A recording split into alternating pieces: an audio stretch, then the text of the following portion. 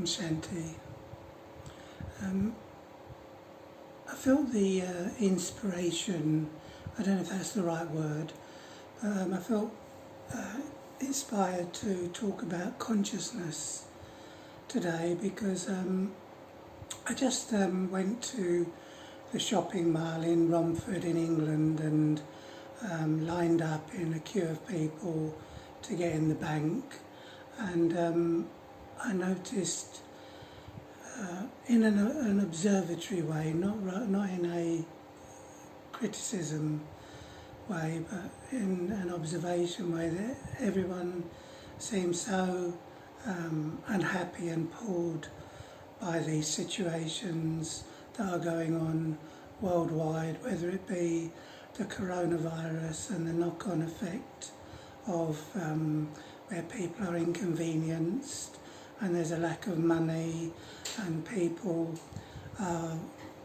almost like treating everyone as if they've got a disease because we're staying that far away from each other, which is not normal according to the way the human consciousness likes to be, because most of us are quite social creatures and enjoy the company of other people around us. So there's this kind of like oppression being created, which is creating a depression, and in some people it's like a fear, and in others it's like an anger, whereby people are driving faster, they're not so respectful on the road, where they're just trying to get to their destination and their attitude is very heavy. So I was just observing how people even stand in a queue for a period of time.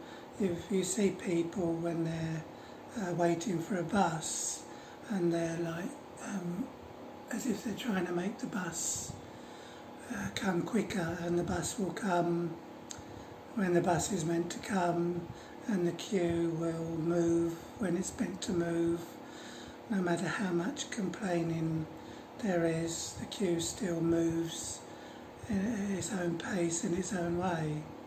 So there was this feeling that I wanted to talk about consciousness, because what happens is that you've got mainly three faculties of the consciousness, which is a mind, an intellect, and a subconscious mind.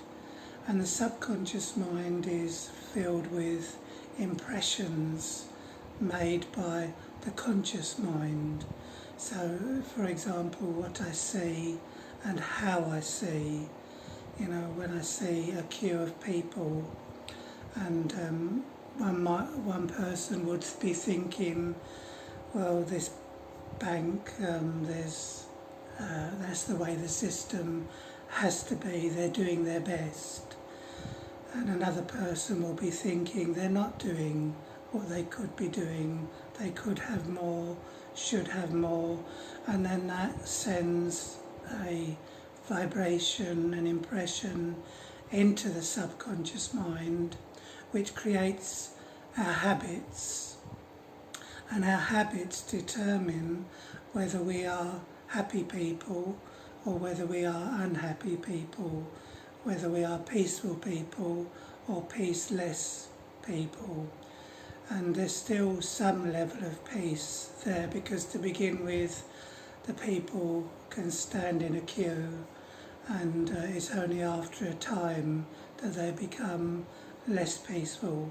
And that's because various thoughts are using these senses. What I see, mainly the eyes have it, where the eyes see that the queue's not moving, that a person is walking past the queue but might be trying to push in, because these are the impressions that are in the subconscious mind. And these impressions actually determine our state of being, if you like, because when you actually are doing something and you're aware of who you are as the being, then nothing's moving. You know, when you use your physical sense organs, they're the things that are moving. So you're the puppeteer and the body is the puppet. So you're pulling the strings, really. It's a bit like the pigeon on a 125 fast locomotive train, and he's sitting on the train or in the train, and is the pigeon moving? You know, well, he's just acting normally like a pigeon does. He's not flying. It's the train that's flying.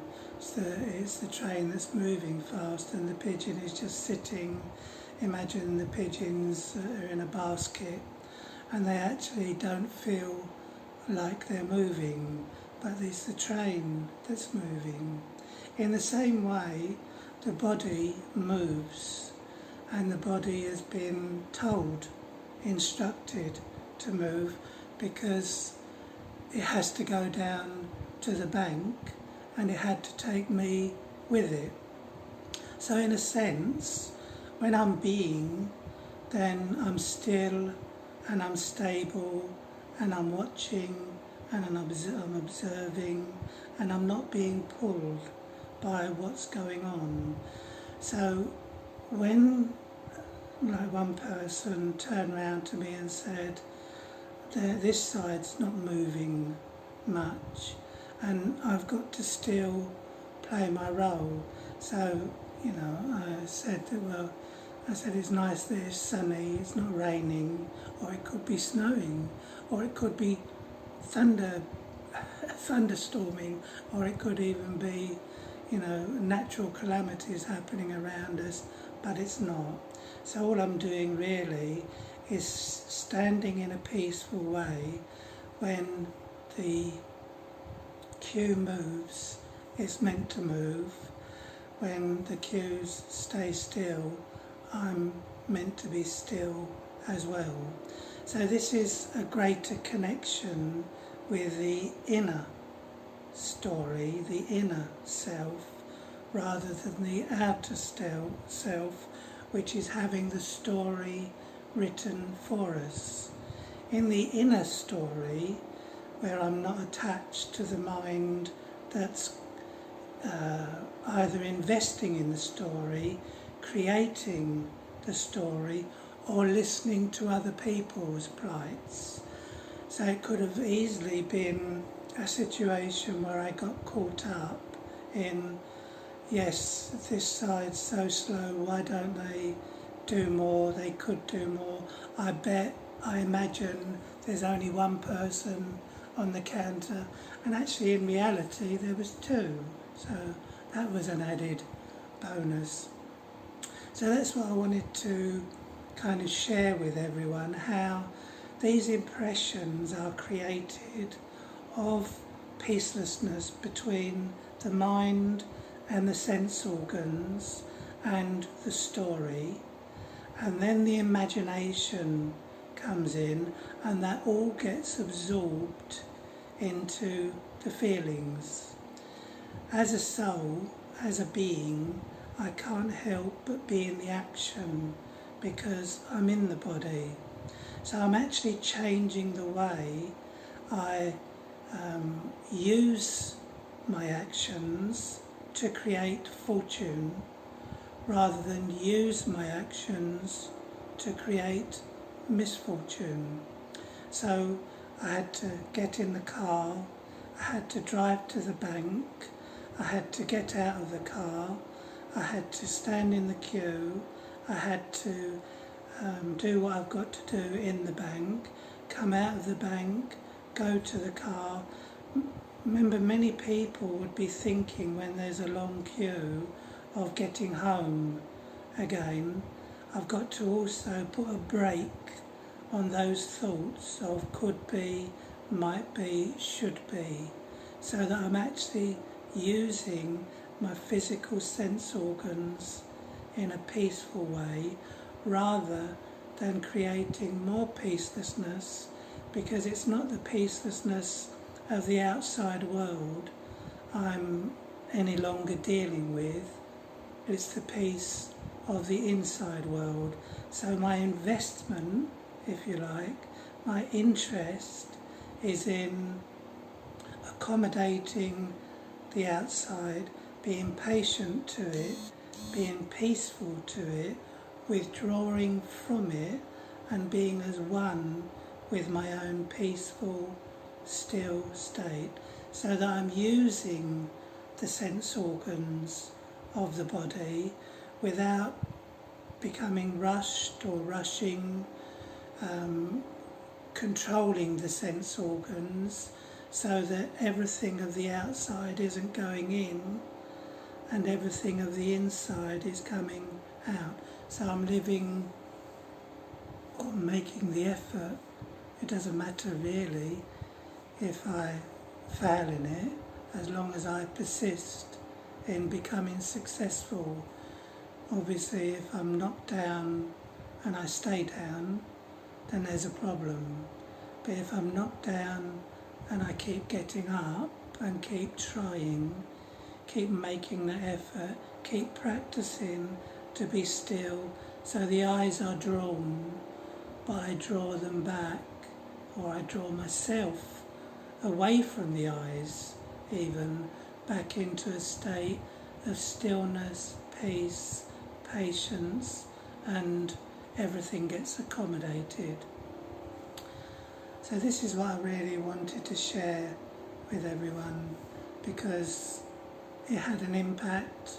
Hopefully it was the right sort of impact, because I saw the way on a scale of 100, 1 to 10 or 1 to 100, how much less I was affected, and I kind of had feelings of a lot of empathy and mercy, because people don't even realise it's happening to them, that they're getting pulled not by the world outside so much, but their own sense organs and the story of their mind. For one person it has a happy ending, for another person it's not so much a happy ending, because the stories that are being created by their own mind are very unhealthy for them. And I kind of wanted to say something, but only those that really are interested will want to invest in creating an inner world of silence, peace, stillness, and also power, because it's all power really. Every time my eyes are pulled and there's a story of what are they doing, why are they doing it, that is all disempowerment. So let's do a little meditation.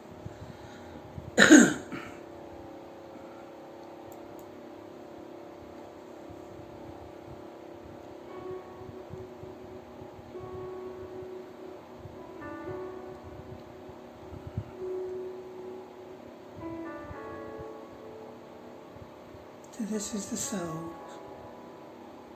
It's the Supreme Soul, but it's also the soul, the self within the body, radiating peaceful vibrations, radiating power throughout the physical body. So I concentrate and locate myself at the centre of the forehead, set back from the eyes. And although I'm speaking to you through the mouth, I am detached from what's being said, so that it flows from inside to out And although you receive this knowledge, these words, through the sense organs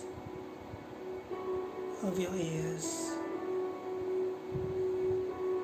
you are detached from the thing that is listening and allow the peace to flow through you, flow over you. It is my peace that is being conveyed to your peace. It is your peace that becomes merged with my peace and flows into the mind, creating a velvety feeling of peace as it streams through the mind into the subconscious mind, so that we become peaceful from inside to out, through and through. And the mind, because it is disconnected from the heaviness of the other mind, the peaceless mind, the peace, the light come together as a light of peace